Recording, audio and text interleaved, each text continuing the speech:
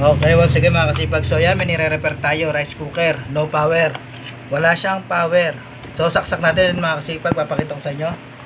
Ayan no, wala siyang light indicator, walang power. So ngayon, to troubleshoot natin siya kung paano mag-troubleshoot step by step pag walang ilaw or light indicator ang ating rice cooker. So unang step, ito po yung plug.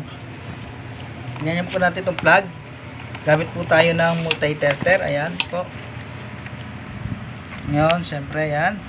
Check natin. Ayan, nagwagana ng tester natin. Ilalagay po natin sa kabila. Pinaka-point ng plug.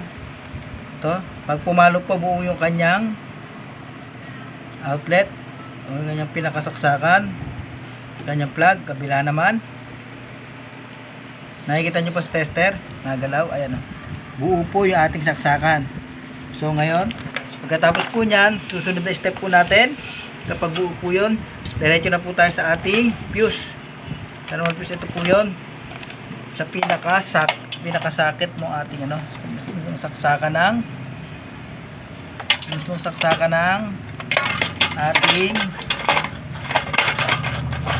ating rice cooker. Ayan po ha. Tignan po natin. Pag pumalo buo, pag hindi po ay sira na po. Ayan po. Hindi po siya napalo mga kasipag oh. Ito po ang buo na napalo. Ayan po. Ganito po yun. Ito po yung bibili natin. Mura lang po to. At madali lang din po magkabit ng ganito. Thermal fuse ng rice cooker.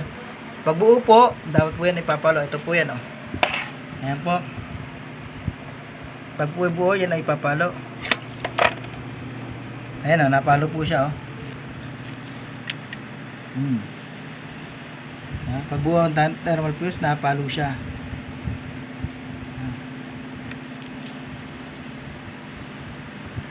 Ang kabila, yung sa rice cooker natin, ayaw, yan po ang sira. So paano po siya tanggalin? Gagamit lang po tayo ng screw.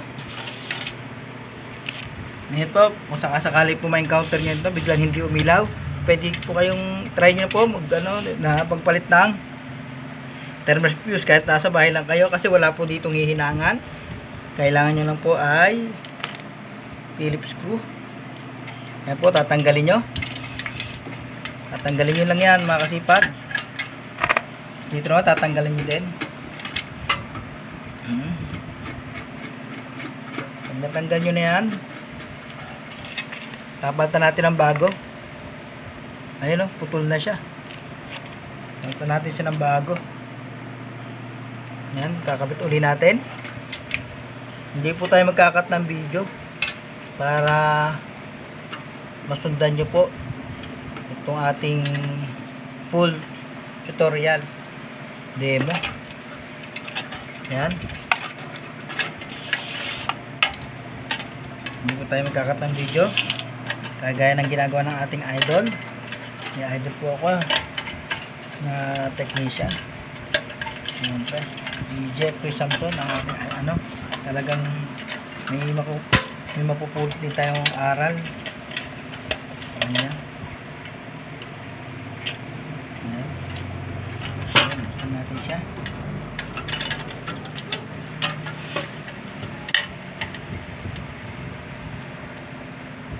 Ayan, kakabitan natin. Ito lang, siguro lang po kailangan mga kasipag. So, magandang gabi po sa inyo. Kakauwi ko lang galing work. Ito, mayroon tayong pasyente dito. Kakauwi lang po natin. Medyo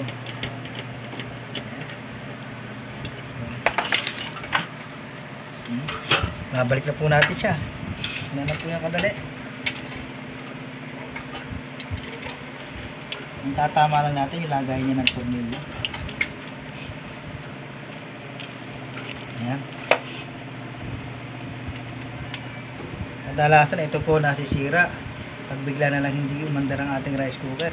Yan lang po talagang possibility na nasisira. Kalimitan yan ang kalimitang nasisira bukod sa kanyang saksakan.